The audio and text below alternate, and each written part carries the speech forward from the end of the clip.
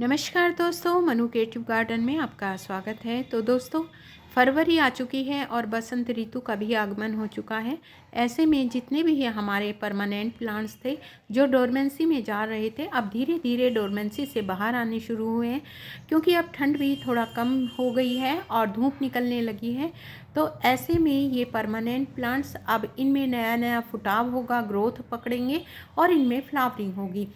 लेकिन जब ही होगी जब हम इनकी थोड़ी देखभाल करेंगे, अच्छा सा फर्टिलाइज़र देंगे, कटिंग करेंगे, प्रूनिंग करेंगे, रिपोर्टिंग करेंगे। बहुत सारे काम अब हमें इन परमानेंट प्लांट्स में करने हैं।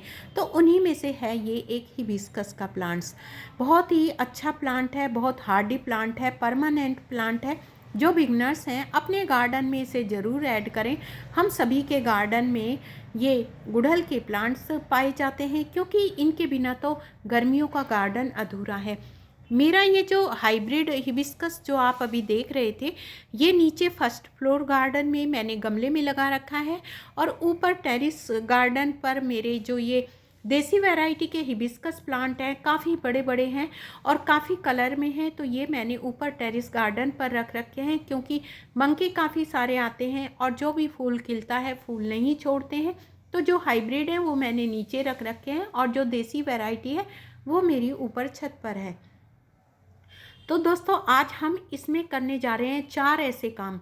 अगर वो काम आपने अपने हिबिस्कस के प्लांट पर कर लिए तो इतने गुच्छों में इन पर कलियां आएंगी, फूल आएंगी कि आप देखते रह जाएंगे। और ऐसी खाद मैं आपको बताऊंगी जो सिर्फ आपको एक बार ही देनी है, यानी साल में एक बार आप उस खाद को सही तरीके से बनाकर अपने इस प्लांट में दे दीजिए। और उसके बाद देखिए, ये देखिए, ये मेरे हिबिस्कस प्लांट्स की जो मैंने कटिंग है वो लगा रखी थी, काफ़ी अच्छे से इनमें ग्रोथ हो गई है। और ये यहाँ पर जो मेरे हैं ये देसी वैरायटी के हैं। जो 5 पत्तियों वाला जो फ्लावर होता है उसके भी हैं, जो गुच्छों में पत्तियाँ आती हैं डबल पेटल वाले, उसके भी काफ़ी सारे मेरे पास कलर हैं। तो देखिए, आज मैं इन सभी की करने वाली हूँ हार्ड प्रूनिंग। देखिए, अब हार्ड प्रूनिंग करना बहुत ही ज़्यादा ज़रूरी है। देखिए दोस्तों, जितने भी परमानेंट प्लांट्स हैं अब तक वो डोरमेंसी में थे, अब वो डोरमेंसी से बाहर आ रहे हैं। तो अब उनमें नया नया फुटाव होगा, और जब हम ये पुरानी पत्तियां और ब्रांच रिमूव करेंगे, जब उसके बाद ही उसमें कई कई सारी ब्रांचेस निकलेंगी, और जितनी ज़्यादा ब्रांच होगी उतनी ज़्यादा ही कलियां और फूल हमारे पौधे पर आएंगे। तो ये सबसे ज़्यादा ज़रूरी काम है जो आपको अपने पौधों पर, सभी परमानेंट प्लांट, सिर्फ गुड़हल के प्लांट पर ही नहीं बल्कि और भी जो प्लांट हैं उनकी भी आप इस तरह से हार्ड प्रूनिंग कर दीजिए। ये तो हुआ एक काम। अब दूसरा काम जो ज़रूरी है वो आपको करना है, वो है, अगर आपने गुड़हल का पौधा किसी ऐसी जगह रखा हुआ है जहाँ पर इसे धूप नहीं मिल रही है, या मिल रही है तो बहुत कम मिल रही है, तो आप अपना पोट या ग्रो बैग जो भी है उसे उठाकर ऐसी जगह रखिए जहाँ पर इसे पूरे दिन की धूप मिले। देखिए, ये एक सन लविंग प्लांट है और धूप इसकी पहली ज़रूरत है फ्लावरिंग के लिए।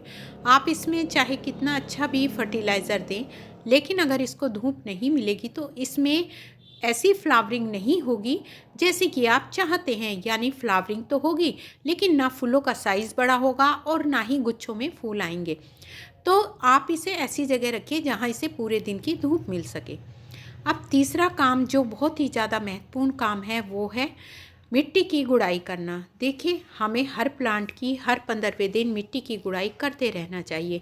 मिट्टी की गुड़ाई करने से मिट्टी में एयरेशन बना रहता है, पौधे की जो रूट्स होती हैं उनको ऑक्सीजन मिलती है, हमारा पौधा हेल्दी रहता है, मिट्टी में जो फंगस वगैरह होती है वो भी दूर हो जाती है। तो तीसरा काम आपको ये करना है। उसके बाद दोस्तों, गुड़ाई करते समय जो ये गुच्छों में जाल जैसी ये जड़ें होती हैं, इन जड़ों को आप निकाल कर हटा दीजिए। बहुत ही हार्डी प्लांट होता है, प्लांट शौक में नहीं जाएगा। जितनी भी एक्स्ट्रा ये जड़ें हैं, जैसे जाल नुमा ये जड़ें होती हैं, इनसे फ्लावरिंग कम हो जाती है, तो आप इनको हटा दीजिए। इनका कोई काम पौधों में नहीं रहता है। और साइड से हटाकर मिट्टी को इस तने के ऊपर इस तरह से चढ़ा दीजिए।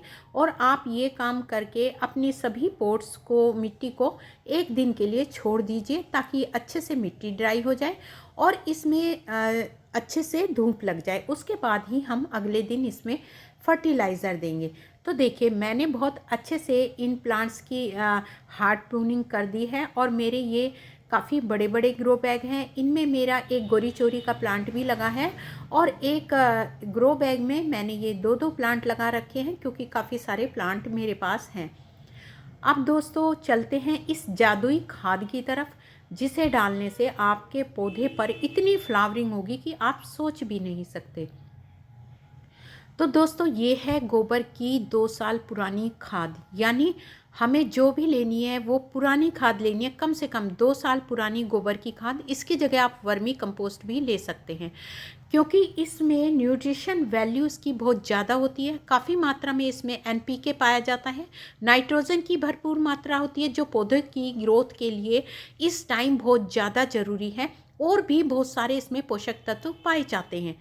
उसके बाद मैंने मिलाई है इसमें 1 मुट्ठी लकड़ी की राख और ये है मस्टर्ड केक का पाउडर। तो देखिए सबसे पहले मैं आपको बता देती हूँ कि राख जो है ये लकड़ी की राख होती है, इसमें सबसे ज़्यादा मात्रा में जो कंपोनेंट होते हैं वो है कैल्शियम कार्बोनेट, पोर्स फास्फेट और बहुत सारे माइक्रो न्यूट्रिएंट्स पाए जाते हैं ताकि ये सॉइल के एसिडिक नेचर को न्यूट्रल करें और जो न्यूट्रिएंट सॉइल में हैं वो प्लांट तक पहुंचाने का काम करते हैं। इसे डालने से मिट्टी में फंगस भी नहीं लगती है, ये पौधों के लिए बहुत फ़ायदेमंद होती है। उसके बाद ये मस्टर्ड केक का जो पाउडर मैंने इसमें मिक्स किया है, तो दोस्तों यही राज है कि पौधों पर गुच्छों में फ्लावरिंग होने का, यानी इसमें इतने सारे पोषक तत्व पाए जाते हैं, भरपूर मात्रा में इसमें एनपीके तो पाया जाता है। इसके अलावा इसमें मैग्नीशियम, कैल्शियम, कार्बोहाइड्रेट, इसमें काफ़ी सारे ऐसे माइक्रो न्यूट्रिएंट्स पाए जाते हैं जो कि हमारे पौधों को फ्लावरिंग के लिए मजबूर कर देते हैं। अपने आप में ये एक संपूर्ण खाद है।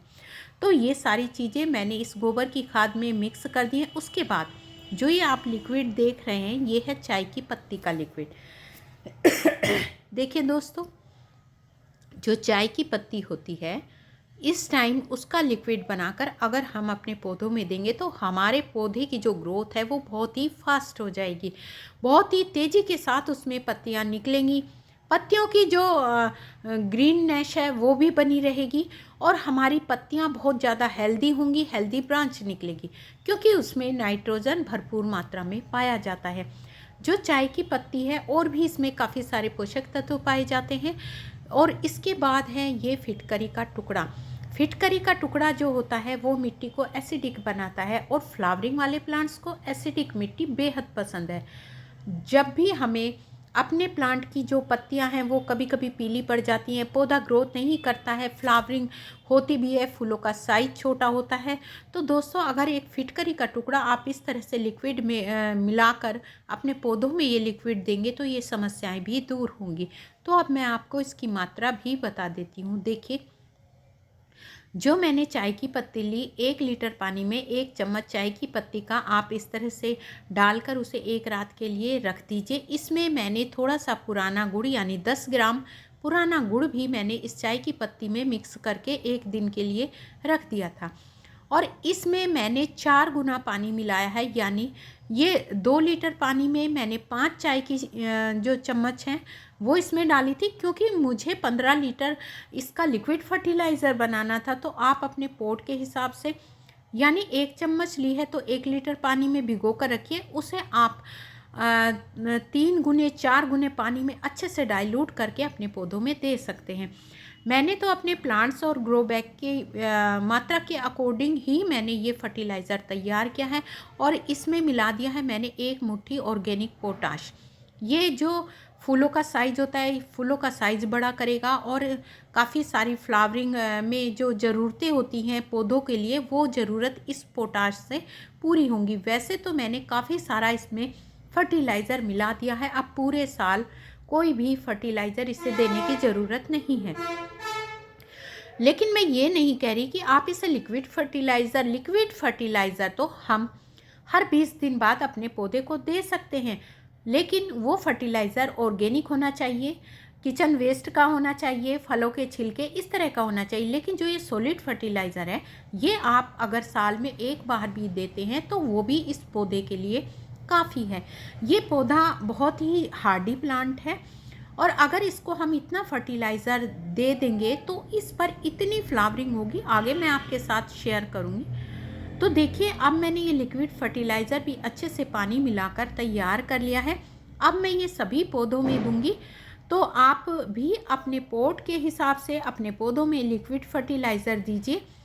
अगर आपका पॉट 12-13 इंच या 14 इंच का है तो आप उसमें आधा लीटर ये फर्टिलाइज़र डाल सकते हैं, क्योंकि मेरे तो ग्रो बैग काफ़ी बड़े बड़े हैं और काफ़ी मैच्योर प्लांट है, तो इस वजह से मैं इसमें 2-3 लीटर जो ये लिक्विड फर्टिलाइज़र है पानी की जगह मैं इसी का ही यूज़ करूँगी। यानी जो मैंने इसमें खाद दिया है उसके बाद मैंने नॉर्मल पानी देने के बजाय ये जो फर्टिलाइज़र लिक्विड फर्टिलाइज़र का पानी फर्टिलाइज़र बनाया था मैंने, ये पानी अपने सभी पौधों में दिया है।